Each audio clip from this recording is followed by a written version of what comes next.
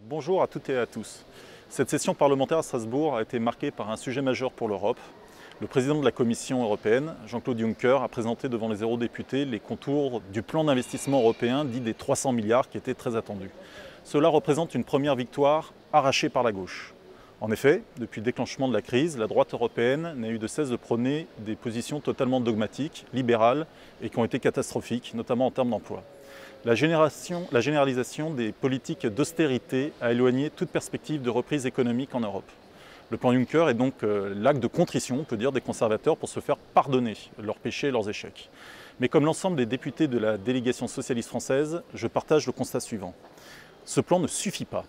À la première vue, l'enveloppe des 300 milliards annoncée peut sembler encourageante, mais lorsqu'on y regarde de plus près, ce chiffre est simplement une hypothèse.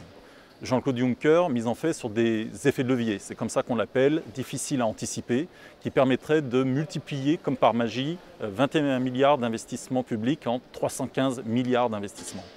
Dans ces 21 milliards d'investissements, on en retrouve 16 de garanties financières issues du budget européen et 5 injectées par l'Union européenne.